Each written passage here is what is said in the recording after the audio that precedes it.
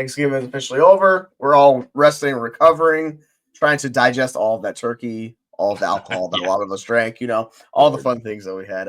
Hey, Jeremy, how was your Thanksgiving? Did you have a good time? Listen, brother, it's a story for another time. But I'm on team Thanksgiving Dad Bod over here. Ate far too much. Enjoyed the crap out of Thanksgiving dinner. My wife's an amazing chef. Lots of family and friends, so it was a really good day. It was a decent fantasy day, but I might need to make up for Thursday in a few spots this weekend, man. How about you? Yeah, yeah, it was good. It's always chaos. Just like I know we always talk about holidays being fun, but there's just so much stuff that happens and goes into the Yeah, holidays. If they get a little bit behind or get out of just it's hectic, it's like all right, you feel like you're catching up. So yeah, I thoroughly enjoyed it. I enjoyed seeing a couple of my teams absolutely stomp other teams out. We had teams with like Janu and Bowers and those guys, and it was just really just like felt like Hulk smashing them. So that was nice to see. But and a couple other teams, Gibbs and Scott Fishbowl did not do what I wanted them to do. So now I'm chasing some kick return stuff. Yeah, it's just how it goes sometimes. But overall, it was a good holiday, family, friends, good food. Can't beat the company. Just nice time. So yeah. Now we're moving on to the rest of week 13. And there are some interesting decisions in a couple of leagues we have where you can make moves, you can kind of stay pat. What's kind of your philosophy with these teams that are, say, they're contenders, but not necessarily like top two teams? You're in the mix. What's your kind of mindset these next couple of weeks? Are you making that push? Or are you kind of staying pat? How are you going about it? Yeah, I get it because I have a few teams like this, but theoretically, you should already know, right? I had a Mm-hmm. team where I finally threw in the towel last week because I took the L inexplicably, and I was like, okay, fuck it, everybody's for sale. But now, so I sold Cooper Cup, got a decent return on him, got a 26 first and third, so not so bad on Cup. And then, but now I'm projected to beat the number one team in the league. So it's just Of I course. might still get in the playoffs. I could make a push and a run. But yeah, it's just so hard to know because you have a few teams like that, and I got a few teams that go the other way too. So look, you have to be real with yourself, especially at this point in the season. If your trade deadline's still open, sell your running backs immediately. I have a team actually, Jesse, and maybe we'll dive into this trade discussion, but selling running backs depending on what you can get for them is really where you want to go. And I think this time of year is the perfect time to sell. And you're selling all these damn running backs, aren't you? Yeah. Like we just had James Conner sign an extension, right? Yeah. And if anybody had watched James Conner play this entire year, he's clearly been the better back. He Hmm. leads the NFL in missed tackles force. Like he's doing yeoman's work over there. And like I know everyone's hyped up for Trey Benson, but this is kind of the issue we talk about in Dynasty. If you get Yeah. out in front of this, if you had Benson and you moved off of him in say like October, you're probably feeling really good. If you're holding on to him, you didn't. So yeah, this is just we're moving more into the contenders like we talk about Connor. I think like those guys are really good sells right now because the market's boosting them up. But Yeah. yeah, it's just like it's the time of points. This is where everybody wants points for making those push. So yeah, it's absolutely. It's like I'm all about that. Um, is there any running backs in particular you are looking to pivot off of right now? Yeah, I think the big one is Brian Robinson. I just think he's got an opportunity here right now to in his sell window if you are still moving him. I have him in a couple of leagues where I am not competitive due to his injury, other issues with my team. It's just not going to happen. Brian Robinson should still be the guy next year. Will Austin Eckler even be there next year? I think he signed a 2-year deal. Mm-hmm. I'm not sure the structure of that deal. So I guess they're planning on him to be there, but how effective will he be? It doesn't really matter to Brian Robinson's value. What would matter is bringing in someone else, a legit Trey Benson type as a third down back, because then you would be concerned not for next season, but future seasons. Brian Robinson already 26 or damn near 26 years old. So he's getting up there too, even though it's only his second year in the league. So I think it might be 25.7 years old or 26, something like that. But yeah, so these are considerations here. I think he's a big one. The other one is Tony Pollard coming Mm-hmm. off of a massive game. But if you're not competing, you don't need this guy. Tajay Spears is back this week. So before Tajay Spears can nuke any sort of value that Tony Pollard has, whether he will or not is remains to be seen. But I would sell him immediately as well. I have two of those guys on the same team I'm trying to get off of. Rico Dowdle is another big one. He's just getting a ton of volume. There's no way he is the clear-cut 1A. In Dallas next year, they have to do something with that running back room, but he is putting up 20 fantasy points a game for you right now. He's all they got outside of CD, but he's the easy check down option for Cooper Rush. So those three guys, absolutely selling them, and I'm going to see what I can get this week. Yeah, I think that's a good call on those guys, right? Because specifically, we talk about the uncertainty surrounding these guys in particular without contracts. Like Rico Dowdle is dirt cheap. Austin Eckler's another guy's dirt cheap. Brian Robinson's not. He's still on that rookie deal, right? So these guys are all, they're not like tied to their teams. And like somebody brought up J.K. Dobbins in like a discussion on Twitter today, and I was like, he thinks they're going to extend J.K. Dobbins, and I'm like, he hasn't been that good this year. I don't know why you would like, unlike James Conner, like his efficiency is really like, it's tailed off. He has not been that good. He's fit their scheme really well, but like very replaceable. And with this class coming in, I know everyone's talking about these running backs. Like there's a lot of very good running backs. There's not enough like spots in the NFL, but guys are going to get drafted high. There's going to be a lot of guys in like rounds 2, 3 in the upcoming year. Probably about, I think they were projected like 12 to 14, just an absurd amount. Like we're going for record setting numbers. So, like, there's going to be a lot of competition next year. So, these guys, like Rico Dowdle, to your point, it's wide open. It's not going to be that way next year because the Cowboys have draft capital. They can sign somebody, bring them in, right? So, if you don't need these guys, like you're talking about Tony Pollard, and most teams, like Tony Pollard's not making or breaking your team. And if he is, you're not a contender, right? Because if you don't have a piece that can replace Tony Pollard, you're screwed. It's not like you have Derrick Henry or you have Saquon Barkley, those guys that are truly giving elite numbers. These are just these replacement level guys that the best process is just go get the cheapest ones. So if there's somebody cheaper, like just tear down, get that, and get the production. Because I don't know about you, but outside of like 3 or 4 running backs, I treat it like a year-to-year window, just because like it fluctuates so much. We think we could predict this, 2026, 2027, but we are historically bad at predicting that because the NFL can't even do it. So why are we trying to act like we could predict something that teams struggle with themselves? It's just like you're getting into the issues, and this is where it's just like turning it into liquid assets, and this is. Dynasty is overcorrection on this, but like the wide receivers and quarterbacks, like those guys, they're locked in. They're certain. Obviously, when you get to these back end wide receivers, it's a different discussion. But the top 40 wide receivers are all pretty locked in, maybe 30. The guys, like if you can get those guys to solidify, build your cornerstones that way, it's just a must say for a while. So if you have a bunch of those guys and you're looking at your roster, like you have rosters with Pollard, you have rosters with Bijan or Brian Robinson, and like 4 of these other guys in that range, move off of a couple of them because you don't need all of these guys. You're not gonna play them. And then just get draft capital. Get like quarterbacks, get wide receivers, and solidify your roster that way. Just because it's much easier. Running back should always be the last piece you're buying because of the uncertainty, right? Totally agree with that. And also, here's the thing, and I struggle with this all of the time because I want to win.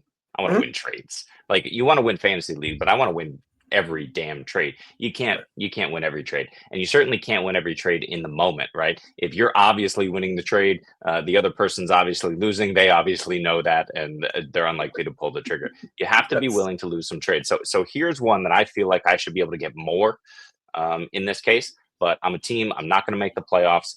I'm selling to a contender. And we've been talking about this back and forth all day. I didn't want to do it, but I just decided to send the offer. So I sent Brian Robinson for Tucker Kraft.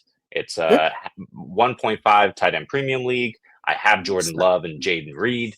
I'm really happy with that. I'm really happy with my wide receivers. I am not happy with my running backs. I have nobody outside of Ben Sinnott in my tight end room. So this helps me going into next year. And look, I think it's a pretty fair move, but I also want more for that high quality running back, right? Brian Robinson is going to flirt with RB1 numbers when healthy most weeks, but he's certainly a mid to high end RB2 weekly. Yeah, like that's the thing. He's never going to be a locked in, like solidified top 5 guy. It's just never going to happen. It's just not his range of outcomes, right? Even with Jaden Daniels on offense, like pushing up the running back production and all of that, like there's very much cap ceiling with these guys because if you're not going to be a bell cow and you're not a high end target earner, it's just so difficult. Like that's why the Derrick Henrys of the world, like we always fade him in Dynasty because it's such an outlier and it's such a like expectation. You can't count on that. Like there's one Derrick Henry. Like the rest of these guys, like we wanted it to be J.K. Dobbins. Injuries defuncted his career, but even with the Chargers, like he's not giving anything close to that production, right? So if they're not high end target earners, man, it's just difficult. So that's why volume is king. So yeah, with these and I think the market did overcorrect with all of these running backs where like, oh, they're old, like you gotta get out of them. But if you look back to that 2017 class, it's still producing, and we're in 2024. Obviously, it's probably the best running back class we've ever seen from like a historical data point because there's something like I think it's almost 50 RB1 seasons combined from that class, which is just an absurd number. But overall, like with the running back classes that have happened in the last 3 or 4 years, like the 2020 class didn't live up to it. The 2023 class has been okay. Like it's just, these generational running back classes, they just usually don't turn out that way. So we'll see how it goes this year. I'm curious to see. For the wide receivers, is there kind of like a threshold of wide receiver you're targeting, or do you have kind of like a cutoff of you're looking for where you're like, I want up to this spot, or are you just kind of just targeting specific players in specific situations? You're saying in general, or are you saying on rebuilds? I'm saying like if you're, you're talking about pivoting off of running backs, like when you're looking for these wide receivers or quarterbacks or like these other valuable positions, what are you specifically looking for? Like what type of like profile are you looking for? Is there anything specific you're looking for? Or is it you just see a guy that's undervalued compared to the market? You attack that. Yeah. I mean, it depends, right? Do I want to go after Khalil Shakir? No. But yeah, I like undervalued guys. So I like guys who haven't performed. Obviously, at this point in the season, it's a little difficult because you have to find a guy who hasn't performed a couple weeks in a row. And is that a sign of things to come, or is that just an aberration? So, for example, Mark Cooper is a really good example. He got traded, had to get integrated, had the wrist injury. He should be fine off of the bye. He's a priority buy for me right now. You can go get him before Sunday. I think he's going to help you, and he can be had for a lot cheaper than he should be, especially as what should be the number one in that Bills offense. Look, Josh Allen just got engaged, right? Like he's ready to go out and start slinging it for his woman. And Dalton Kincaid is out this week, right? So this could be a prime Mari Cooper blow-up game. We'll see. We'll see if he's fully healthy. We'll see if they figure it out. I don't think Dawson Knox is going to get double-digit targets in this game, but you never know. But yeah, Amari Cooper is a massive one for me. But obviously, he's 31 years old.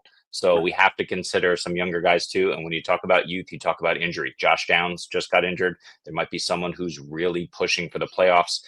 You go inquire about Josh Downs. Chris Olave is a great one. It seems like he's not going to come back. I mean, there's been little about that, but he might not come back. So if somebody's worried about that, great. Rashee Rice is the perpetual buy for the entire season because of that injury. I'll even buy Chris Godwin. He's older, but whether he goes, which is probably what's going to happen, or whether he even stays, I mean, I think Godwin is in a good spot to soak up targets and be the Keenan Allen later in his career, but now 6 years younger than Keenan Allen. So, So I like those guys. Yeah, Keenan Allen's the old man. Because Godwin's, I think Godwin's going to be 29 next year. I'm not 100% sure, but he's 28, 29 in that range. 30, so like Keenan 34? He's something like that. I might not be 34, but he's up there. I know Adam Thielen's 34. I think Keenan might be 32. I'm not 100% sure. But yeah, he's in that range. Like, but to your point, like these guys that have shown they're consistent producers when they become undervalued. So this kid is in the Jalen Waddle, the early season stuff. If you were able to get Jalen Waddle, here's what happened. He went off, not last week, but the week before he went off, and you see this kind of production. Chris Olave, Rashee Rice, all those guys kind of fit the bill. I think Tank Dell's another option. He's only 25. Yeah. He still has market. And if you're looking at kind of his metrics, Dave, this is due to fancy points data. First in separation and like 12th in average score like the past month. Like he's really taking that step forward to being the guy that looks like he's kind of past the injury and looking good again. And he's got a juicy Jaguars matchup coming up, right? So like there's these guys you can get when you're comparing dynasty rankings, like guys like Trey, what's his name? The guy for Tyrone Tracy's in this range where like you could move Tyrone Tracy for a Tank Dell because he's been disappointing. Or like Chase Brown is a guy who's going bonkers. Like I think Chase Brown's perfect on contender, but if you're not a certified contender, you should absolutely move off Chase Brown because there's no insulation with that, right? Like he's not an expensive draft pick. I know they spent money on Zach Moss, but Zach Moss' career could be like donezoed with the neck injury. You don't know what's gonna happen. Yeah. They're either gonna draft someone or they're gonna sign someone and bring them in. So like there just seems like a lot of uncertainty. But if you're a contender, like I'll take Chase Brown if you don't need him. Like just get out immediately, go get the wide receiver. Like you could do a Keon Coleman, I think is an interesting one. Yeah. Obviously a lot cheaper.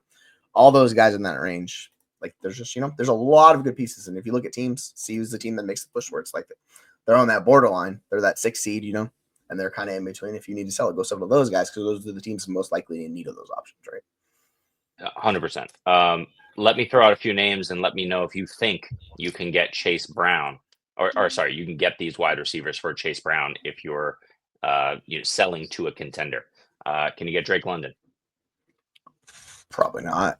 You will not get him from me. So I'm gonna go based off of how I view these guys. Sure. You're not getting Drake London. You gotta step off. You're trying for Drake London. You gotta give me a plus. Like I will just say that. Yeah. Garrett Wilson. Garrett Wilson's in that same range. I think Garrett Wilson's probably harder to get because he has the name cachet, which is weird. Like he has not been good this year, but like agree. He like that type of player has such a name cachet. Even in a down year for him, I'm not sure what his wide receiver ranking is on the year. It's like he's in the 20s, I think, on points per game basis. Yeah. Like it's really hard to get. So you could try, and maybe that team has a logjam of wide receivers. I think it's really difficult to get that type of player. JSN's probably closer, even though he's blowing up, and like I think he's like a top 12 dynasty wide receiver at this point. Yeah, I still think there's some weird uncertainty around him. So I think of like if you had to rank those three players, who do you think is the easiest to get, and who do you think is the hardest to get? I think it goes reverse order. So I think it's JSN, Wilson, London. Yeah, at least that's how I have them ranked in Dynasty. Yeah, let's see. Yeah, Jackson is wide receiver 13. London is wide receiver 10, and Wilson's like wide receiver, if my computer will load it up. Garrett Wilson's wide receiver 12. So they're all kind of like in that pocket of back end wide receiver 1, early wide receiver 2 in Dynasty. Like Dynasty wise, like ranking by position, Chase Brown's about, if I'm using keep trade cut, he's like the overall 50th player. These guys are all like top 30 assets. So it's like you kind of have to pay a little bit. I mean, I don't mind paying a bonus to get off of Chase Brown into those guys. Now, there is the other side of the coin where like he could be the starting running back next year. And if that's the case, like you got another like top 6 running back season in your hands. And if that's the case, then but just getting those wide receivers and moving off those guys, I think that's a really, really good plan. Live on air. It went down. There it goes. Bing, bing, bing, we bing. Got it done. Woo-hoo! We got it done. Hell yeah, that's what I'm talking about. Yeah, like I did a deal where I traded Xavier Worthy away on Contender because it's a best ball league and my team was one, but like I just did not have enough depth. So I traded Worthy and like Wicks, and I don't really care about Wicks at this point. He's just a throwaway piece for Mooney and Tillman because I was like, I need consistent producers this season. So, and I have like Lab McConkey, I have Drake London, I have a bunch of these young wide receivers on the team where Worthy's not super important to me. So I was like, I'm just going to solidify this room a little bit for this year and make the push because definitely need I was looking at this roster and I was like, I don't know how this team's first. Like they should not be first. So I was like, I need some depth on this team. So I sent that out like a month ago. I left it open. It got accepted this last week because I just left it. And the guy's like, fuck it. He was like the 60s. He's like, I'm going to tear it down. It's like, okay, well, cool. All right. That works. So you could do that, but just don't leave a trade open unless you're 100% comfortable with the trade because this burned me 2 years ago. I traded it was October. I traded my team was bad. And then I started tanking, not realizing I had that open. And then like late November, somebody accepted it. And I go, oh no, what's the trade? And I go, oh, hey, Mamma Mia. It was like a top 3 pick. And I was like, fudge, no. Yeah. So don't leave trade offers open, folks, unless you are comfortable with the trade. So bad. It'd be a disaster. But hey, that's how you learn in Dynasty. Sometimes you got to learn the hard way. Yes, sir. So I have a team right now. And first of all, if you're here and you're watching us, please drop any questions that you have regarding what we're talking about, Dynasty Redraft. If you got to start, sit, whatever, drop it and we'll get to it for sure. But I have a team right now that I am second in points in the league. I am 5-7 in 7th place. I am losing currently and slated to lose by 10 points to the 8th place team on the week, even though, and of course I benched DJ Moore for Tyrone Tracy. Yeah, that was fun. It worked out okay. Yeah, it was there. It could be better. Yeah. But like this is the point is like because this team was failing from a record standpoint, I lost to the first place team twice this year by 3 total points. And because this team was failing just record wise and bad luck, I wish I had gotten out on some of these guys earlier, but I have Mike Evans. I have Alvin Kamara, right? I have Aaron Jones, right? I have a fair amount of youth, but those 3 guys I wish I would have sold. Trade deadline is gone. I was like, I'll make the playoffs and I'll make a run. Nope, didn't happen. I got to win this week and I got to beat like the 3rd place team next week, which is possible. I mean, I got a good team, but if I don't win this week, I am donezo. And that hurts, but sometimes you just take those L's, you try to sell what you can in the offseason or pray for one more year from like a Mike Evans, Kamara. But yeah, it's not always easy. It doesn't always work out. Yeah, I have a team like on that edge that's like they just lack draft capital and they're really old and they're like, well, I gotta keep pushing this thing out because I'm gonna be stuck in this middle ground if I don't. And they're like a top 4-ish team. But they're clearly behind the 1 seed. Like the 1 seed stacked, and I'm looking to see them. I'm like, they ain't gonna win. But the problem is, like, I can't get anything for these guys, so it like puts them in this weird ground. So at some point, I'm just gonna have to pull the plug. And I've said that for like 2 years. I'm like, I know I'm gonna have to pull the plug at some point. Probably do it this year. Like that's the team I traded for Bryce Young, and it's actually working out okay now. But it looked awful last year when I made that trade. I was like, oh no. But sometimes you live in one of these trades. I think with kind of these running backs and maybe these older wide receivers in general, it gets to the point where they become so devalued that like the Amari Cooper situation, right?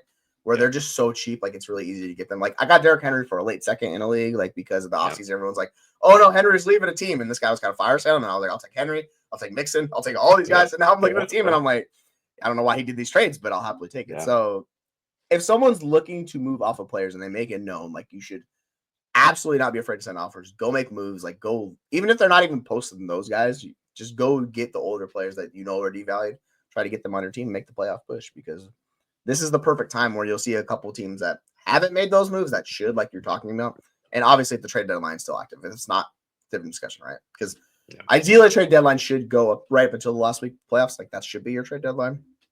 I know there's a couple that are like in the playoffs where it's like playoff teams can trade, but it makes it really tough because then the rebuilders get hosed because the contending team gets eliminated with Derrick Henry, and they're like, "I'll give you Derrick Henry for the championship and stuff." So it's like. That's rough. But yeah, if you know like this, if you know the trade deadline's a week or two out and you have those moves to make, like go see if you can make the moves because you don't have to spend draft capital. If you have a bunch of like these younger players that aren't producing for you, like an Xavier Worthy, right? Or someone in that range that you're not 100% confident, like now is a good time to move them because they're still a rookie. He's done some decent things. Like he has decent value and cachet. Like you can move him off and like get a nice package. So I think it's a good time to do that. Yep. Plus something sneaky I'm looking at currently, but I'm not going to do it because it's the same league where I just traded away Brian Robinson. But it's week 13 coming up, or we're in the middle of week 13. Go look at your week 14 opponent. There's 6 teams on bye. Yes. If you can sneak a guy from your team that's on a bye and beat your week 14 opponent as a result of that, go make that move because that could be interesting. You take a little bit of a loss, but maybe it gets you in the playoffs or pushes them out of the playoffs. And gets you that much needed win to a bye or whatever it is. Those are always moves I look to try and gain an edge where someone necessarily wouldn't think of that because they're just trying to win now. Yeah, I agree with that. Like there's particularly in redraft leagues, it's a little bit easier to do that, right? Because you're not like in Dynasty, like the week should not really make a difference on a player, but if you have those people, I get it for sure. But a redraft league, like that's a really good idea. This kind of gets into that point where it's like, work smarter, not harder, folks. Like you can work as hard as you want, but if you don't have a plan, you're not smart about it. It can really just feel like you're just grinding your gears for no reason, all these hours, and you're like, what did I end up with? What is my finished product? And you look at it, and you're like, I've achieved nothing. I've just moved pieces around because you'll see teams do this, right? They'll just shuffle pieces, and I'm like, what's the point of that trade? Like, is that helping your team? So, all these trades should always have like an end goal target in mind. Like sometimes people just like to trade. I'm sorry, my camera's a little fuzzy right now, but sometimes people just like to trade, and that's not the best mindset and policy. So, for you, when you're trading specifically, and you kind of know your team, how do you determine like the assets you're willing to move off of? Like, what specifically is the things you're looking at? Are there any type of like when you're deciding between a couple players that are similarly ranked? Like, what's the difference maker? Because usually we'll have like these wide receivers from 30 to 50 that are very similar. Like, there's a lot of guys in the range. How do you determine which of the guys you want to trade, which of the guys you want to cheap? Is it an age thing? Is it a production thing? Is it pedigree thing? What's kind of the things that lead for you? Yeah, I think it's everything. So let's take those 3 guys that we mentioned earlier. You got Drake London, Garrett Wilson, and JSN on a team. Maybe have a few other young assets. This is typically how I build. I'm usually 1 or 2 wide receivers too heavy. And in those cases, when I'm contending, I sell. When I am, rebuilding, I hoard. That's typically how it goes. But we have here, again, London, JSN, and Garrett Wilson. These 3 guys are relatively ranked the same. Yeah, I think production matters, but also situation. So let's consider the fact that Drake London is going to have to go through a quarterback change in the next probably 2 years. The nice thing about that is the quarterback is already in the building. So it probably won't be as significant of an issue. And certainly Michael Penix will not be a rookie when he is a rookie. He'll have fewer mistakes. This could be or should be a Jordan Love sort of ramp up for him, which would be nice. Garrett Wilson is in the same boat, except the Jets have no game plan. They have no head coach. They have no GM. They're totally screwed. So yeah, Drake London ahead of Garrett Wilson in that situation. I'm happy sending off that name cachet and holding Drake London. JSN, another similar situation. In 2 to 3 years, Gino's going to be cooked. What are they going to do? I think Mike McDonald has proven decent. Ben Grubb, at least. Ryan Grubb. I was calling Ben. I don't know. Ryan Grubb at least has proven that he's doing some decent things with the offense. So if McDonald can turn that defense around, it looks like it might be going in the right direction already. Then if the coaching staff is in place, all we need to do is transition to a new quarterback. But yeah, I think he would be third only because DK is there for a while as well. So yeah, that's kind of, I look at the production, but when you're talking about youth is similar, production is relatively similar when all is on and well. Situation matters. Yeah, I think like when you're looking kind of these guys similar ranks, I'll put out 3 guys, and this is keep trade comps to use them. Wide receiver 6 is Nico Collins. Wide receiver 7 is Puka Nacua. Wide receiver 8 is Marvin Harrison Jr. I don't know why the F Marvin Harrison Jr. is wide receiver 8. He has not been good, and he has not proven anything. He's above AJ Brown. He's above Drake London. He's above Brian Thomas Jr. I don't even understand that at all. Garrett Wilson, JSN. Like, I think you could move off of Marvin Harrison Jr. for a JSN plus. You could do that. Yeah. And the thing about it is, like, they're basically the same age. He's 22.3. He's 22.8. There's no age difference between the two of these guys. Another guy is George Pickens. Like, when you talk about these guys, and one thing I've noticed is trying to move off of Nico in rebuilds, it's a hell of a lot harder to move off Nico Collins for some reason, as opposed to Garrett Wilson and Drake London and those guys.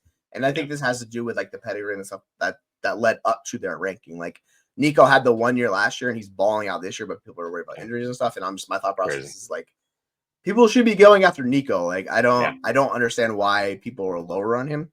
He's only 25 years old. Like, he's not much older. There's only, I think it's like a less than a year difference between him and Garrett Wilson Jr. Maybe about a year difference. And it's like, people kind of view them differently. And I don't know necessarily why that is, but like, Nico's the one guy that's the surefire, like, high-end producer out of that entire group. You can say Puka too. I'd say Nico and Puka, right? So, like, if we're getting discounts on any one of these guys, like, if you can move Marvin Harrison Jr. into Puka Nacua, I think that's an absolute smash. Like, I would happily pay a plus to do that, but they're back-to-back on these keep trade credit rankings. And obviously, keep trade cut is not everything, but this is just a consensus of what the Dynasty community thinks, right? So take these into consideration, because Malik Neighbors is not too much farther away from those guys. CeeDee Lamb, I think if you did a plus off of Marvin Harrison Jr., you get CeeDee Lamb, that's a really good move. Like, there's a lot of ways to kind of make this work, right? Or if you go cross-positional, you go after the high-end running backs, like a Gibbs or any one of those guys. Yeah. Like, you know, like if you buy HA in this offseason, people will probably a little bit worried, and then you get it now. He's like, that's kind of how it goes. Would you do the same sort of thing with Malik Neighbors? I would, as far as who am I moving off of? Like, am I going from Marvin Harrison Jr. to Malik Neighbors? No, I'm saying, like, would you consider Malik Neighbors someone to move up, like, move him for Puka, get a plus, and, you know, because of his situation? Or is Neighbors just the talent that you want to hold on to? Because I assume he's above all of those guys, 6'5". Malik's he's wide receiver 4. He's the top. I like Puka's my highest ranked guy. Like, I love Puka, and the stuff we've seen from him this year is playing with a healthy Cooper Kupp. His numbers have gotten even better. Like, his metrics and everything. Like, it's like 40+% first read target. Like, I get it. The Stafford issue, I don't care, man. Like, Stafford's still under contract for a few more years. If he retires, then Puka's in the Malik Neighbors situation. Like, you know what kind of falls into, right? So yeah, true. Yeah, I think, like, Malik Neighbors, I would much rather have Malik Neighbors at this point, even though I personally have Marvin Jr. as a wide receiver 1 in the class.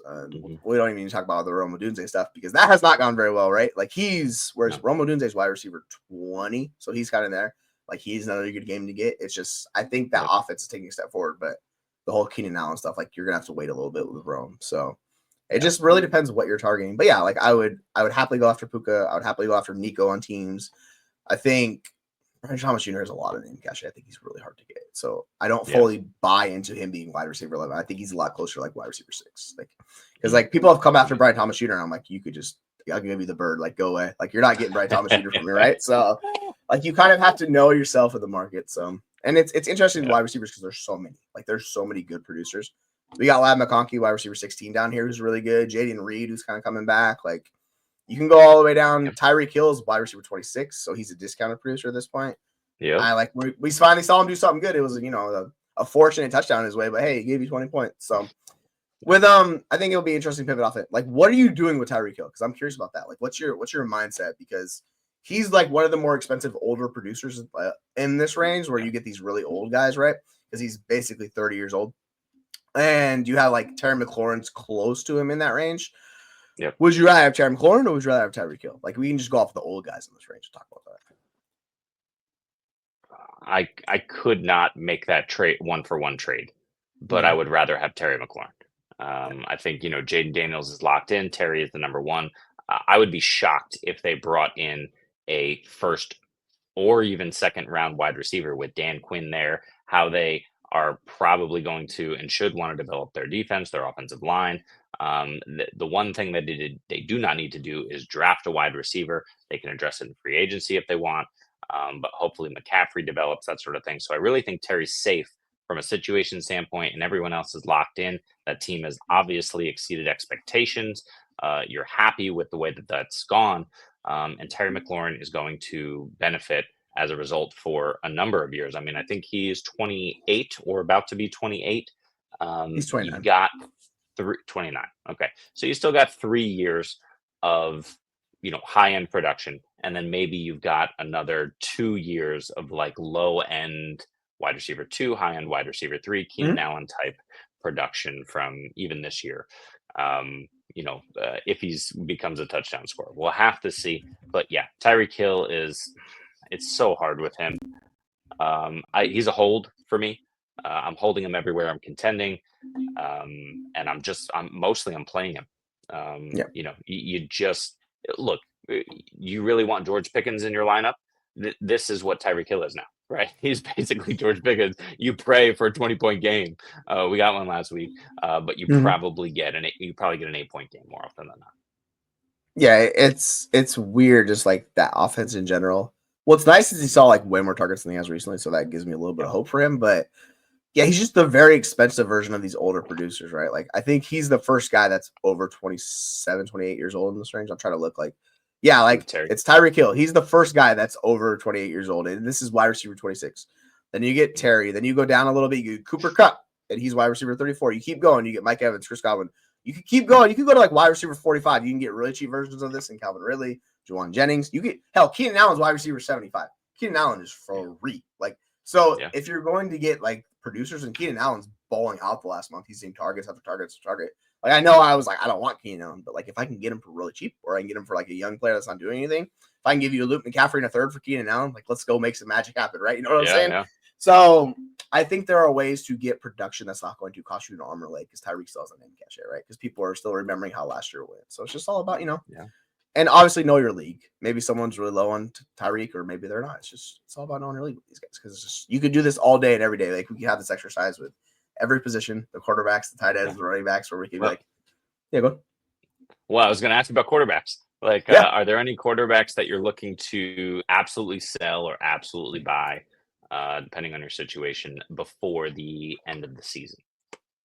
Yeah, like if I'm trying to pivot off of a quarterback, it'd have to be a guy I'm really unsure of, where either two things are going to happen. They're either going to get replaced, and the guys that you expect to get replaced, none of those guys are expensive, or you think there are situations going to change dramatically. Like, someone's going to be a free agent. Maybe this maybe gets into the Joe Burrow thing with T. Higgins, right? If you expect T. Higgins to be gone, you've seen the effect T. Higgins has on the offense over the few years. Like, Joe Burrow's numbers with and without T. Higgins, pretty big discrepancy. Like, would you be willing to move off of Joe Burrow at this time, because he has T. Higgins for the rest of the year? They're still trying to make a playoff push. I don't know if it's going to happen, but he's balling out, right? He's giving you elite production. If you're worried about that, like, you can go sell him for, I'll just list guys below him: Jordan Love, Kyler Murray, Caleb Williams, Bo Nix, Drake May. You could go down the list and find the guy that you like the most in this range. Yeah. Hell, he's more expensive than Patrick Mahomes, which is kind of crazy, but like, I get it how bad Mahomes has been. So if you wanted to get a plus to go get like Patrick Mahomes, I'm not going to hold it against you, right? So I think of these pocket passers, I'm always going to sell the guy that is like the highest ranked of them, and that turns out to be Joe Burrow. So if I have Joe Burrow and I'm not contending, like, then I'm sure I'm going to try to make a move and to get into the lower tier, maybe get Justin Herbert, go down to Kyler, go down to like, and Kyler's really interesting. Like, I don't know how I feel about Kyler at this point in time, but maybe Caleb Williams you get a nice plus on top of, right? Because Caleb is starting to show some signs, but still a long ways to go. And the discrepancy in the two of them, I think you can get a nice piece added on at the least. So yeah, like at that price, sure. Are there any quarterbacks you're looking to, I guess, either buy or sell that kind of stand out to you? I will do this either way, to be honest. Mhm. But I think he's more of a buy just simply because people don't want him. Is Sam Darnold. Yeah. Sam Darnold is absolutely producing for you on the Vikings. I am 100% believer in the fact that that is Kevin O'Connell and Justin Jefferson and company, and not Sam Darnold. And I don't care. I'm going to go ahead and go out and get Sam Darnold because I think another team is going to go out and get Sam Darnold, and I'm going to sell his ass in the offseason. That's my whole process. Sam Darnold was basically free. I picked him off waivers in a lot of leagues. And I've tried to pitch him a number of times, but I still value him relatively high in a 12-team Superflex league. Mhm. I was trying to get a first. No one wanted to send a first. I get it. You don't want to send a first to Sam Darnold. I understand. But then I'm not selling him to you. Like, I'm not willing to take a second on Sam Darnold because I believe I can get a first before the season starts next year at some point. I know that there's a fair amount of wish casting in that. But Mhm. if you think about the quarterback class that's coming in, if you think about the situation with the Aaron Rodgers and Derek Carrs and Los Angeles or Las Vegas Raiders of the world, you know that there is a need for starting quarterbacks somewhere. Excuse me. I don't care where Sam Darnold lands. He's going to go to the Giants. It's possible. I think he's going to land somewhere.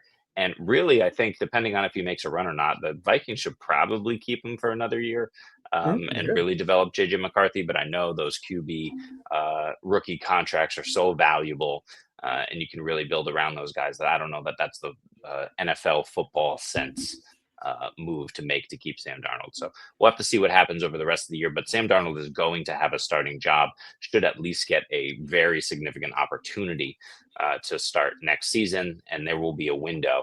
I'm pretty confident in that. So I'm buying Sam Darnold or holding. I'll give you a couple trades that I'm on Fantasy Calc right now, which is actually real Yep. leagues that people are in that are making trades. This is all two Mhm. quarterback leagues. So, would you do Sam Darnold in a 2 for Dak Prescott and a 3? Would you trade for to upgrade it to Dak? Do you view Dak Prescott as an upgrade? I guess. No, because Dak really has lost his ability to be an elite rushing quarterback.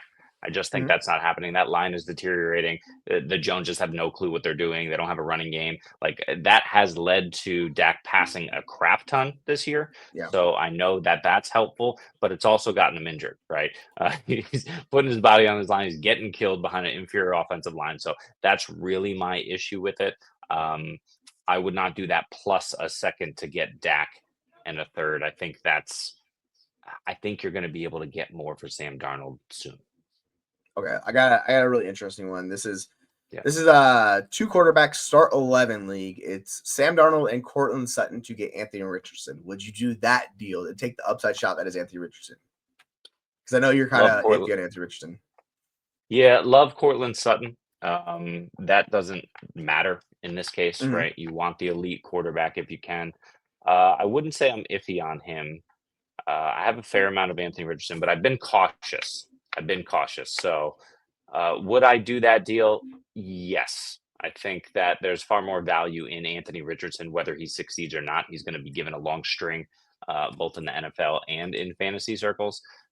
They're not drafting or taking his replacement in free agency next year. It's we're riding and dying with Anthony Richardson next year on the Colts, regardless. So I think this is actually like this one has some intrigue to me. This will be the mhm. last we'll talk about before you answer the question, Chair. Yeah. Sam Darnold and Justin Herbert and a 4th round pick in 2025 for Brock Purdy, a 2025 first rounder. We don't know where it's like. We'll just say it's a middling pick Yeah. and a 2027 third. Would you do that deal, or would you keep the Darnold side and Herbert, or would you go for Brock Purdy in the first? That is a really good one. It's a fun one. Well, Justin Herbert's the best quarterback, right? I think Yeah. we know that. I think we know that Sam Darnold and Brock Purdy are basically the same quarterback. Purdy probably a little bit more accurate, certainly in the better system. Um, but I believe Purdy has the longevity that we want. Yeah. I probably keep Herbert, and I probably shoot for the upside of Sam Darnold being worth a first down the line. I really think Yeah, that's going to like come to fruition. yeah, I think it's an. Yeah. I actually might take the Purdy side depending on when the first is because like basically if I can move Darnold into Purdy, like I think that's a smash move because you're getting younger. Yes. Purdy's like Purdy's Darnold without all the damn just terrible mistakes. Even though he does make mistakes on his Agree. own, like he's just a much better version of that player. So if that first is like early, then yeah, I'll take it. But you can't go wrong holding Justin Herbert because like Herbert's value is still in a good place to buy. If we're looking at like keep track out rankings and all that stuff, he's not super expensive. He's quarterback 8. So like even off of this year, he's having the second half of the season, he's balling out. Like I think he's a good buy. Where you get into these elite quarterbacks, that's kind of what I want to get into. So if I'm moving off of Herbert, like I'm not too worried about Darnold. Like I'm kind of just like whatever on Darnold. But moving off of him, like it's got to be a really early pick. But the problem with this class is like those quarterbacks suck. Like this upcoming class. Yeah. So like you be going after Genty or Travis Hunter, who looks really awesome, or Ted McMillan, but you're still getting a skill position player, and you know the risk associated with those guys when we take those guys early over quarterbacks, right? It's kind of is what it is. No. Here's a sit start question. Are you going, because you know my answer to this, would you start Hawkinson or Taysom Hill this week? I'm going to consult my rankings here because I would love for the answer to be Taysom Hill, but I don't think it should be. I actually have my top 24 rankings graphic up, and I have. Well, if you share it, we can share it. How do I do that? Let's see. You gotta do present. Oh yeah, let's do that. Technology. This is great podcasting, but we'll get it there. Don't worry. I don't know what the hell I'm doing with technology. Okay. As you can see, TJ Hawkins is at 6. Taysom Hill is at tight end 5. You gotta go Taysom over Hawk. It shouldn't be. It is. Taysom Hill just has an absolutely juicy and necessary role in this offense. Where are you on these two this week, Jesse? You remember on a ranking show, like I was talking about putting Taysom Hill 1. So he's in that top 3 with Bowers and McBride. I have him right there. And obviously Bowers went nuclear in that game. So like we talked about, Bowers was tight end 1 for that particular reason. It was Kansas City's juicy matchup. And he just went bananas in that game. So by the way, Vegas should have won that game. That's a whole nother thing. That's just a terrible, terrible snap. You saw Jackson Powers-Johnson get so upset because he was playing guard, and I think he was the one that tapped the center. Like he was super pissed at himself because like he screwed up or the other guard screwed up or whatever. But yeah, man, like Brock Bowers, like I just saw Dynasty Zoltan say he's the 104 in startups, and this is tight end premium, and I was like 104. I was like, my goodness. Love it. So yeah, it might get to the point in time because I have people asking me about Bowers, and like I'm like, this is how I viewed Kyle Pitts years ago. Like you have to pay a fortune to get him. So this might be the time to pivot off of Brock Bowers because I'm really starting to question if its value gets any higher from this point moving forward because he has to produce at such a high level continually to like keep this value, and maybe he will. Like he's an incredible prospect, everything we've seen. So if you sell him and you sell him now, he balls out, you're gonna regret it, right? Because he's just being that good. Yeah. But like he's being awesome. So yeah, this is a long-winded way of me saying Taysom Hill. Like I know I got distracted a little bit, but yeah, I'm starting Taysom Hill over TJ Hawkinson until that situation changes. And the Rams are a much better matchup as well.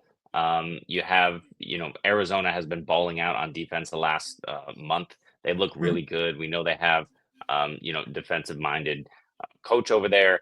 They have the youth. Budda Baker has been crushing it. So I'm really, really excited about the development of that Arizona defense. Is it smoke and mirrors? We'll have to see. This is a good way to find out with a above-average offense, certainly with Sam Darnold at the helm in Minnesota. But that Rams defense is not as good as they've played, as they lived up to lately. And I really think that the Rams get absolutely owned by Taysom Hill in this one. Is Taysom going to score you, 40 fantasy points? No, I don't think so. I think we probably saw his ceiling. Could he get you 20? Yeah. Does he have probably a solid floor of 10 to 12 fantasy points for you? Absolutely. And especially in the tight end position, I mean, that's really all you're asking for, right? Yeah, right. Like if you're looking at production-wise, the two of them, like the Rams have given up a lot more production to tight ends on the season, obviously. Yep. It's like 664 receptions, 42 receptions or yards to the Cardinals giving it 484 yards. So like it's a big difference. They both played 11 games. There's no difference in the bias between two of them. So that's just kind of is what it is. And one's giving more touchdowns. So yeah, like I think you got to roll with Taysom and see until it changes. Like I know I'm insanely bullish on Taysom right now, but like he's top 4 option until like the situation changes, man. Like you ride that lightning we talk about, just roll with it because it's working out very well for you the past month. I will just say that. Like the one thing I'm more certain of with his role. Oh yeah, good. No, you're good. I was gonna say like his role is more certain than it has been in the past, and that's why I'm more confident. Yes. Like he's running a lot more routes. He's just more involved in the offense overall. So he has multiple more outs of like hitting this year is why I'm more confident than him in the past. Because like last year, the year before, you knew it was going to end. Like because they don't have anybody else on the offense right now until Olave or one of those guys comes back. Like it's Taysom Hill show, man. Like it's like we talk about these really old running backs that are producing. Same thing with Taysom Hill. Just traded this year and just rolled over it. Yep. Agree with that. But just in case you weren't sure if you should play Taysom over Hawk, as we just described it, yes, the Rams have been giving it up to tight ends, but they're also giving it up to who? Wide receivers and running backs. We know Taysom Hill plays every position. The Rams just, other than kind of generating a pass rush, there's not a lot going on with the Rams defensively, and they're giving it up all around. The last week or two has been nice. But again, what they're rolling out in New Orleans is not a superior offensive product, but it's enough to get it done. And Taysom Hill is just an animal. Yeah, like it's a lot of fun seeing like these players play this role because this is a throwback type player. This is not your traditional NFL player that we see now. This is the guy that was like 1950s, like doing all the just crazy stuff where they're running that offense. So exciting. I think we got asked this question in the comments. Yeah. So Emilio, were you the one that asked this in the comments on one of our posts earlier? Because we had this exact question. I can't remember if it was you or someone else. But my thought process is Kyren is just a much safer asset. If you want to chase the boom of Mike Evans, you definitely can chase the boom. If you need a lot of points, go for it. But the role Kyren has, I'm just going to have him ranked above because he gets so many touches on the offense. Now, it hasn't been as good lately, but like I think he's just much safer. So if you're looking for safety, I'm going Kyren. If you want the 30-plus point boom, if you're trying to get really like that Taysom Hill ceiling, then yeah, I chase Mike Evans because Carolina is a very good matchup for wide receivers. And Mike Evans in man coverage, so he dominates. So like you could go that way too. Where do you have these guys, Jeremy? Jesse, you are one of the smartest fantasy minds I know, and I cannot play Kyren Williams over Mike Evans. It will not happen. Mike Evans, I know, coming off the injury, he's Mr. Necessary in this offense. We saw it last week in his first game back. He's fully ready to go. We know these backs are going to be heavily involved. It's Carolina, man. And Carolina against this Tampa Bay defense, if they can build on what they had offensively last week, Carolina could push Tampa to throw even more than Tampa wants to. So love Bucky, love Rashad White, love Mike Evans in this game. Cade Otton, I think you can fire up in this game, even off a down week, just because of how juicy the matchup is. That aside, I agree with you about Kyren Williams. He's just not getting it done. Cooper Kupp and Puka Nacua are both eating ahead of him at the table. But yeah, the volume is there. The thing is, what is going to happen with Kyren Williams against that Saints D? Which Saints version of the Saints D are we going to see? Are we going to see the one that can routinely stop running backs and crash down and cover enough to keep the Saints in the game? Or are we going to see a team that's absolutely done and just gets blown out? I think it depends on how Taysom and Derek Carr perform in this one. But yeah, I'm going Mike Evans. Yeah, like I like this matchup for Kyren. Like the Saints have given up 12 rushing touchdowns on the year, so like they're near the league leaders in that. Their defense is just crumbled from what it is. So I think like I know we've struggled with Kyren recently, but Mike Evans still has 4 games under 12 points on the season. Like he still has that. Like the floor is lower with him. So that's my worry. And like when we get into Kyren, like and this is why I say it's team specific. If you want to shoot the boom, I don't think Kyren's going to get you 30, but I think Kyren can get you 20, 25 maybe in this game. Like if he hits his ceiling and does right, gets some touchdowns. He definitely could. I think Mike Evans could get a little bit higher ceiling. I just think there's more variance with Evans week to week. So it really depends what you want. I don't think there's a bad answer, and I want to play both of these guys. To tell you the truth, like I want both these guys in my lineup. I have Mike Evans. I'm starting him everywhere. Kyren Williams, I have him. I'm playing him everywhere. Like I'm playing both of these guys. It's just like this is a good problem to have. I would say so. Either one would be good. Let's talk about this one. This is actually an interesting question because these are two guys who are boom bust in nature of just how they play. Ridley playing super deep down the field, Pickens playing super deep down the field. Are you starting Pickens this week or are you going Ridley? Because Ridley has been fire the last month. Like he's been getting a ton of targets. He's been that entire offense outside of Tony Pollard. Or are you going George Pickens with a boom with Russell Wilson? So this is where my rankings kind of differ from my reality. I don't have any George Pickens, right? But George, because I don't believe in the player, I do not typically like the George Pickens, Christian Watsons of the world. I like to know what I have in my lineup in most cases, and then I like to build from there. So I'll take an elite shot on like a Jameson Williams or a Devonta Smith because I think those guys can give you a relatively safe floor while also booming. They're not going to zero you out most times. And then I'll have a lot of safety around the rest of my lineup. George Pickens is just a guy I just never wanted. Whenever I acquired him, I got out of him. But he is my wide receiver 14 this week because he's playing the Cincinnati Bengals. The thing is, it's a divisional matchup we've seen, especially in the NFC North, AFC North, but especially in the NFC North too. We've seen these divisional matchups. They get chippy. These teams know each other. They just are lower scoring matchups. And in the AFC North, of course, that's the case. Is it possible for Seattle to hold down this Pittsburgh offense? I think it might be. The Pittsburgh offense isn't necessarily daunting, but at the same time, Arthur Smith is going to Arthur Smith, and he clearly does not care about getting anyone the ball, let alone George Pickens. I have Calvin Ridley as my wide receiver 19. They're playing against Washington, who's been boom or bust, hit or miss on defense over the last few weeks, but also they're seeming to kind of get it together, especially with whatever they're doing in the pass rush. So I have Pickens ranked higher. I would play Ridley over Pickens. Yeah, I have Pickens as top 10. I have Ridley as top 14. So basically, I want both of these guys in my lineup. I think they're really good plays this week. I don't think the defenses line up well in either one of these. Like you talk about Cincinnati, they've been had all season. Ridley in a matchup against Washington. I know Lattimore is back playing for Washington, so there might be a little bit concerning matches up completely against Ridley because like they don't really have anybody. Like offensively, they don't have anybody else to really threaten the passing game. What are you going to go? You're going to go with Chiga Conquo? You're going to go with Tyler Boyd? You're going to go with Nick Westbrook-Akine, just Mr. Touchdown? Like Chris Carter reincarnated? I don't know, right? So, like if you look at targets per route running, target share, like Pickens is top 8 in both of those. He's been awesome this year. I was, to your point, like when Pickens was a rookie in his second year, I wanted out from George Pickens. I flipped the script because he's taking those steps forward where he looks like one of the better NFL wide receivers. Obviously, he's a pure knucklehead. He makes stupid decisions. You have to accept that. It reminds me kind of Des Bryant back in the day. Des Bryant would get really upset and do some stupid things. Pickens is just the next level above that, where he will just, like you've seen it, he's throwing hands at people playing games. He's trying to fight people. Like, just kind of does what he does. So, but yeah, like I'm just gonna ride Pickens. Just the offense feels just much more safe. But Will Levis has been chucking it. So like, if you want to go with Ridley, 100%. Like I said, again, these are both top 14 wide receivers for me. So in most teams, I'm playing both of these guys. Like I'm not benching either one of these guys. Question for you: how many times do you think George Pickens has been a top, we'll call it a wide receiver 2 or better this season? Ooh, that's a good question. I will say maybe like 6. 3. And now once he was wide receiver 25 and once he was wide receiver 26. So you could call it 5.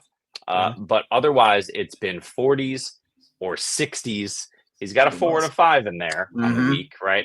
But yeah, he's the definition of boom bust. And the problem is you're mostly getting bust because yes, he's at least your wide receiver 2, if not your wide receiver 3. That's good value. The thing is he's not booming the way we want him to boom. You know who is booming the way we want him to boom? And I just need to double check this.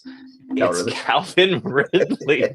Calvin Ridley is doing some things. Let me pull up his stats here just to illustrate this point. Again, in half PPR, let's do this, play the same game. How many times do you think Calvin Ridley was a wide receiver 2 or better this season? I will give you the same answer because he's been on fire like the last month. Like Ridley's been balling out. So I think it's probably about 5, if not more. Yep. It's only 4. He was the wide receiver 5, 7, 3, and 17 last week. Otherwise, it's 31 is his next highest finish, 48, 51, and then you get to 98, 103, 87. So he's been even more bust than boom. The thing is, with Ridley is since DeAndre Hopkins has been shipped out, he has been getting the volume and it has been turning over. And they've had the issue with Mason Rudolph was in, Will Levis is in, Will Levis still developing, that offensive line sucks. So Calvin really, I think with the schedule coming up is a much nicer week-to-week play. He's probably going to give you the higher floor. He can still boom in the ceiling. And this week, I think he's actually the safer play on George Pickens. So I'll go Ridley. Yeah, I just like I chase the Cincinnati matchup because the offense is really good, the defense is bad. So like if someone's playing against Cincinnati, that's kind of like the thing I'll default to. But yeah, like to your point, Tennessee's not really that good, but Washington's offense can push the pace. So I think both these guys you should just be playing them for the truth. Like I don't think you should be one of those guys. All right, so you've been the JSN stand for the longest time, and we got a really good one. JSN or McLaurin, who you going with here? And then there's also a JSN one on top of that, which is also a really juicy question after that.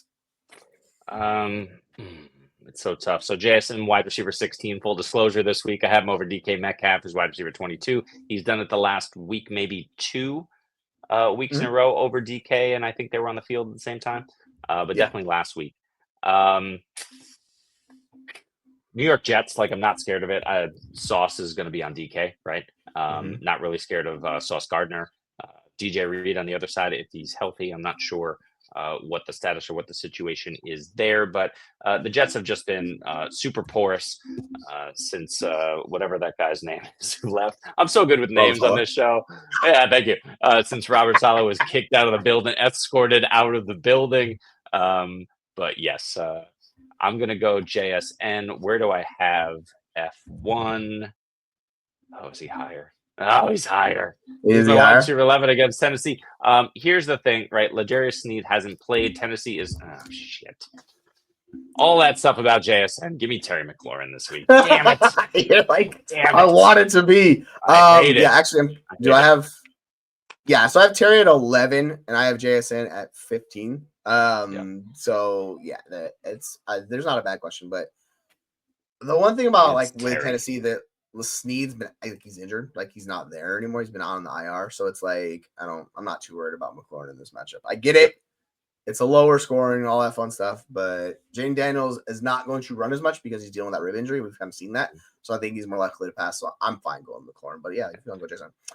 And Eckler out as well. So that should influence game plan. Yes. Are they going to run more bubbles to Terry? Are they going to run more downfield passing? I think all of those things benefit Terry because they need to pass the ball. Yeah, it's just is what it is. I like both of these players. I don't really want to bench either one of them. If you had to bench them, I guess you bench JSN, but I don't want to do that. He's been really, really good the last month. Here's another one where we have 2 really good young players. Lad McConkey's been a stud ever since he stepped on the field. He's got to stay healthy. This is half PPR, so both these guys are kind of PPR magnets, so it kind of defaults hurts them both. Are you going Lad or are you going JSN? Glenn, don't do this to me, Glenn. Good Lord. I just talked all about JSN. So many JSN bags. He was my biggest buy this offseason. I'm going Lad. Here's my wide receiver 15, JSN wide receiver 16. The matchup is so juicy with Lad McConkey against Atlanta. I absolutely love it. They're going to move them all around. Justin Herbert is balling out. And you know what? The Los Angeles Chargers actually have an offensive line to give their quarterback time to throw down the field to their wide receivers, something that JSN in Seattle does not have. I love the usage for JSN, but I'm going to go Lad here barely. Yeah, Lad's a money play. I have JSN a few spots above Lad, but this is a really good matchup for Lad. Yeah. I have JSN starting over Lad in one league, and I'm debating flipping them as we speak. I guess it's kind of I really want Lad to play. But I'm going to keep the ranking as it has and not be just reactionary to all of this. You want both these guys. The JSN stuff is very nice to see, but with Metcalf back on the field the last 2 weeks, his ADOT has dropped back down, and I'm like, Seattle, push it back up. If you look when Metcalf was off the field, his ADOT was 16. It's at 8. It was at 6 to start the year. So it's gotten a little bit better, but dude, we need to push it above 10. We need to get further down the field because this is how you get those boom weeks. So yeah.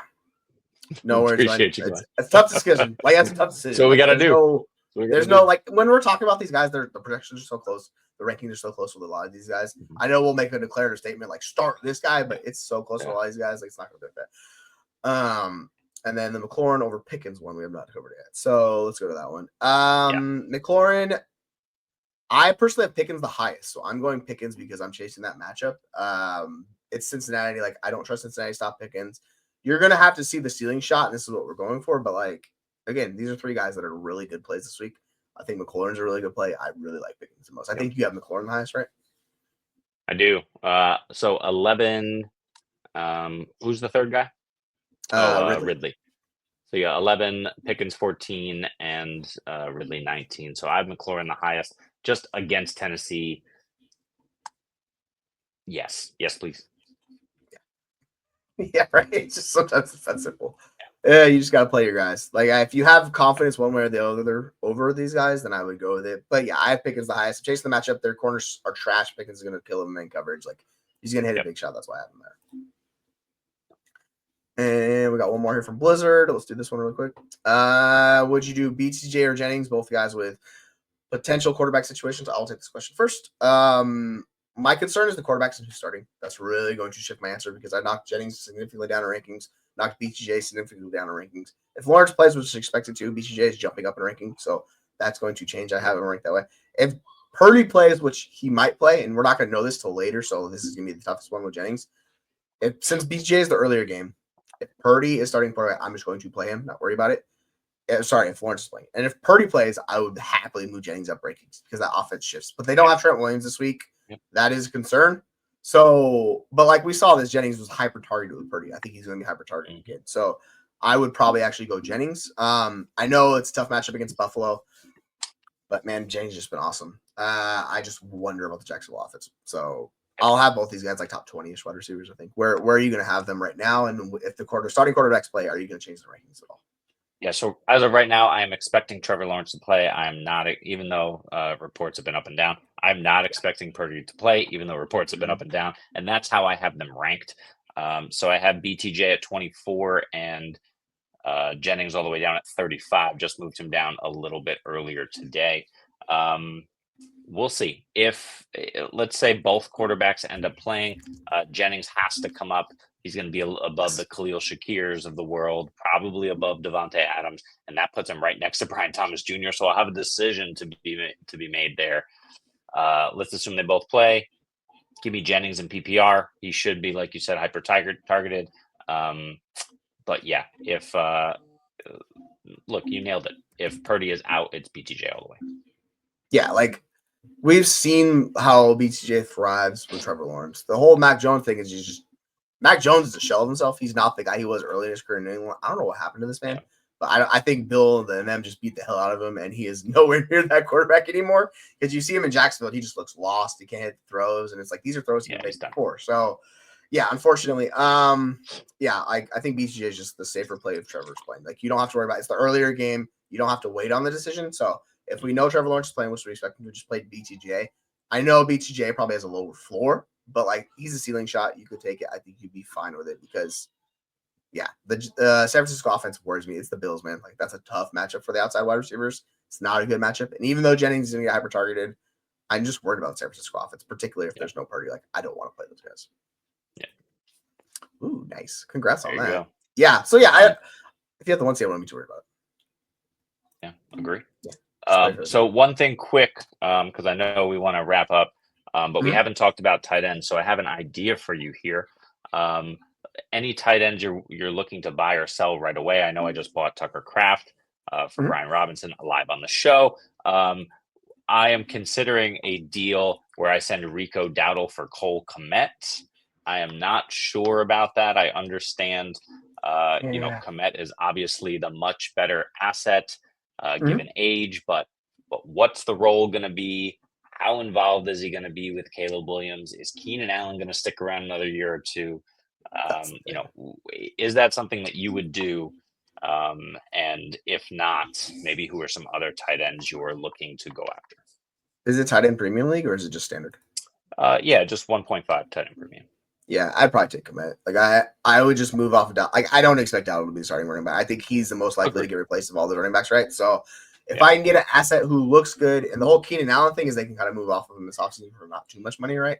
So they could walk into next year with just Romo Dunze, DJ Moore, and then have Cole Kmet be the third option on that offense with Caleb Williams. Yeah, I feel a hell of a lot better than that. So I think Cole Kmet's the safer option.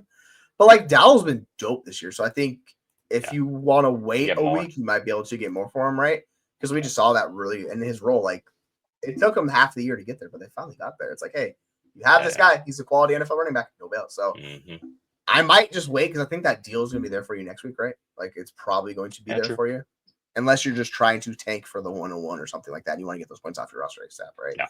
So, yeah, then I would just wait, see if you can get better. And then worst case, you just take the Kmet deal later on the season. Yeah. I think that'd be the best way to go. Let's talk about like the tight ends I'm looking at here. I know it's been so up and down with Mark Andrews. I don't mind taking a shot on Mark Andrews because he's cheaper. He's discounted. He's like so cheap. Yeah, like that's the cheap range we're talking about, guys. Yeah. I don't mind Evan Ingram, super cheap as well. Like these older guys that are still going to play next year, be starters. I love David Njoku. He's in that range too. If you can get David Njoku for cheap because he has not lived up to expectations. But when I'm getting these tight ends, I want to get the elite guys. Like I want to go for the high end assets. So Kittle's the cheapest of all of those elite tight ends because he's older. Like he's 31. Obviously, he's not freaking Travis Kelce's age. Travis Kelce's 35. But like Kittle's showing no signs of wearing down or anything. So I think Kittle is cheaper. I would happily send Dalton Kincaid for George Kittle. Like Kincaid is not showing me near enough to be anything good, right? Yeah. Or you could do the Cade Otton thing, but the Cade Otton thing worries me a little bit. I would much rather move off of Cade Otton because Mike Evans is coming back. We don't know. They're probably going to bring another wide receiver in, and we saw the kind of impact it's had on Cade Otton when Mike Evans coming back, right? So if I can pivot into the truly elite, the guys that are producing a tight end, similar to running back, I want to do that. Obviously, Bowers is practically untouchable. Like if we're looking at values, he's almost 1,600 points, 1,800 points above the next closest tight end, and that's Trey McBride. But yeah, Sam Laporta, tight end 3. I'm moving off Sam Laporta. Get out of here. I don't want that tight end 3 price. No, thank you. I'd rather have TJ Hawkinson.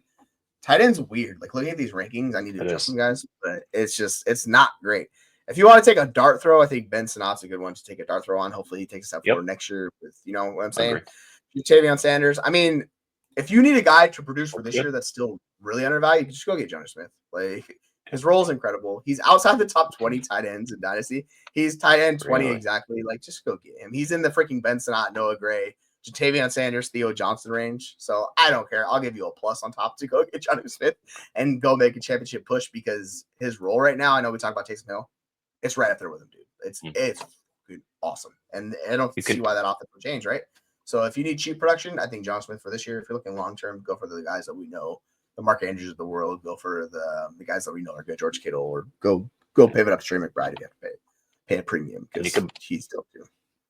You mentioned the guy. You can buy Taysom Hill. You know, he's probably just as expensive as Jonnu.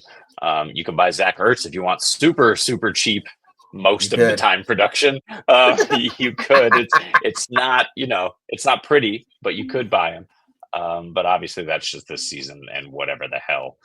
He's got to retire, right? He's got to be done. Some point, he's just going to cock block another tight end if he plays again. He's like, hey, guess what? Hey, young tight end, you're going to sit the bench. I'm going to keep you earning these targets. So, yeah, I want to see Ben Snott earn somewhat of a role because, like, putting up a year 1-0 is brutal. This is basically what Trey McBride did, too. So, it's like, I think we're a little too bullish on the whole Trey McBride situation. We saw Dallas Goedert at least show some stuff. So, I need Ben Snott to show me something this next month of the year. Like, you can't just put up a 0 the entire year, not even running routes. So, that is worrying me because I was trying to buy him in one league, and the guy's like, "That's like my favorite player. He's my most rostered." And I'm like, Ben Sinnott of all people in the NFL. So I was like, "Yeah, he's my guy." I'm like, "All right, bro, I'm not gonna buy it from you." So okay. Tight end's just weird. Like there's a lot of fluctuation with these rankings. A lot of these guys are not locked in. Like Jake Ferguson's top 10, he ain't gonna be there long term. Like it's really risky with a lot of these guys. So I would either go really high up, get the Bowers, the McBrides, those guys. Hawkinson's another good one. I think Hawkinson's actually probably the cheapest you can get. Or go really cheap, John Smith, like we talk about. I think that's the way to go about it. Is there anyone else that stands out to you, or is that kind of how you feel about tight ends? No, that's about it. Like Kmet, I was feeling like, you know, I just don't know where he's. You mentioned Cade Otton, agree, same sort of situation. It tight end, I think, more so matters about situation than it matters talent. I mean, we love these elite athletic guys, but we see where that's gotten the Kyle Pitts of the world and Evan Ingram for years. Noah Fant, right? Yeah, these are Irv Smith, who I loved. Mike Gesicki, right? Who's relevant for 3 weeks this year, and then that's it. Can't turn. It's got nothing to do with athleticism. Unfortunately, you like that. You like the fact that JT Sanders is looking like he could be a guy who can grow with Bryce Young. He's in a great situation.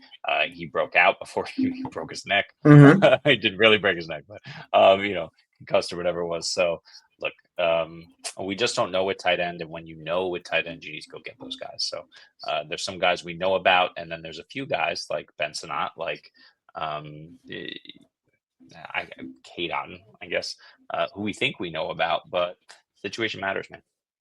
Yeah, I think like with tight ends, when you're in that tweener rank, because you listen to a lot of guys that are tweener, not too big, but they're really fast athletic guys. You need a specific scheme to highlight their skill sets. And this is the problem with a lot of those guys. Evan Ingram's like the high-end example of that, of the one guy that can do it. Most of those guys can't, like we talk about. They fall into this. And this is why it's taking John Smith 8 years to finally do it, because like he's a tweener, he's a freak athlete, he's a really good blocker. He gets stuck in this. Miami's like, screw it, let's just unleash Johnny Smith. And I'm like, it's looking fantastic. Like, so if a team was willing to do it, it's just so hard to bet on teams doing that because they're not big enough. And like, because then you get into like the really freak big guys, and that's where you just get like George Kittle. It's like, oh, yes, okay. Super rare. Let's answer this one sad star question, Elizabeth Dip. Who are you? Pick one wide receiver, one flex. My goodness, man. Evan, Scary Terry, JSN, Connor, Pollard. I'm not playing Connor. I'm not playing Pollard. Connor terrifies me. So for me, I'm probably going. I mean, my rankings say Evans and Terry, but I would not mind going JSN route this week. Yep, I need to move Pollard down because Tajay is likely to play. That just takes the ceiling off of Pollard. We've seen it already. Connor's a no, so I agree. It's two wide receivers. I'm going Evans for sure. He's my wide receiver 6 on the week. Did you pick Terry as well? Yeah, that's the default. I'd say him or JSN. Like I don't want to play Connor against Minnesota, man. That's a bad matchup. Like I know we talk about these running backs and playing them in volume. Like Minnesota's rough. It's so hard for those guys. So yeah, I'd pick the wide receivers. That's where I would go with for sure. Agree. It just really depends on if you want Terry or you want JSN. I think Terry's safer. JSN's like upside shot. So agree. All right. Well, that's over an hour, 70 minutes plus. I think we're gonna wrap it up here, folks. So thank you all for joining us. We appreciate it. If you stay with us this entire time, man, shout out to you. It's been an hour plus with us. We respect it. We appreciate it. So, tomorrow, it's the start show. We'll be in at 9 o'clock our time, so 12 o'clock Eastern. We'll be doing it an hour before kickoff. So, if you got time, come join us. We'll be talking more since our question, more players looking to target all the fun stuff as we get ready for playoffs. So, for Week 13 edition of the Roundtable, as myself, Jeremy, SC, and Aaron, we will talk to y'all tomorrow. So, take care, folks. Listen up.